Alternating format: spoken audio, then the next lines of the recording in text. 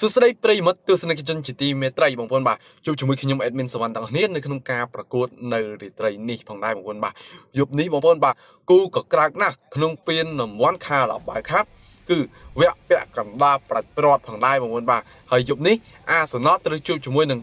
ក្រុមបាទតោខៀវឆេស៊ីផងដែរចាំមើលតើការប្រកួតនេះឆេស៊ីអាចនឹងសងសឹកបានដែរឬទេដោយសារតែជើងទី1បាទអាសនៈនាំមកទៅលើតោខៀវឆេស៊ីលទ្ធផល3-2នៅទឹកដីរបស់ឆេស៊ីផងដែរបងប្អូនបាទយប់នេះលេងក្នុងទឹកដីរបស់អាសនលផងដែរចាំមើលតើអាសនលអាចនឹងបាញ់ទៅលើតោខៀវឆេស៊ីបានប្រមាណគ្រាប់កុំភ្លេចចូលរួមទស្សនាលទ្ធផលនៅខាងក្រោម comment ផងដែរបងប្អូនបាទហើយពិសេសបងប្អូនដែលចង់បានតម្រុយគូបាល់admin ក៏មានតម្រុយគូបាល់ឲ្យបងប្អូនជ្រើសរើសដែរបងប្អូនបាទមានគូជាច្រើនដែរប៉ុន្តែ admin និយាយតែវីដេអូនេះមានតែមួយគូទេចង់ដឹងថា admin តម្លាក់តម្រុយគូបាល់នៅខាងក្នុង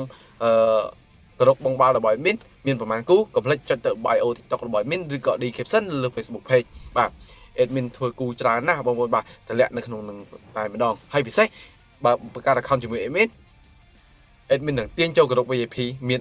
MC យើងលេងនៅក្នុងនឹងតែម្ដងបាទជំរឿសគូបាល់មានច្រើនណាស់ admin តម្លាក់នៅក្នុងនឹងតែម្ដងហើយយប់នេះបងប្អូនបាទវគ្គពាក់កណ្ដាលផ្ដាច់ព្រាត់តោខៀវឆេស៊ីប៉ះជាមួយនឹងអាសនលចាំមើលតើក្រុមទាំងពីរនេះបានប្រមាណគ្រាប់ចាំមើលតើតោខៀវឆេស៊ីអាចនឹងសងសឹកបានប្រមាណគ្រាប់ទៅលើអាសនលបាទឬក៏អាសនលបានយកឈ្នះនៅជើងទី2នេះទៀតអត់មកទៅបាទកុំភ្លេចតាមដានចុច like ចុច share ឲ្យ admin ម្នាក់មួយផងបងប្អូនបាទតោះយប់នេះកុំភ្លេចបាទតោខៀវឆេស៊ីត្រូវប៉ះគ្នាជាមួយនឹងអាសនលកំពឹងធំ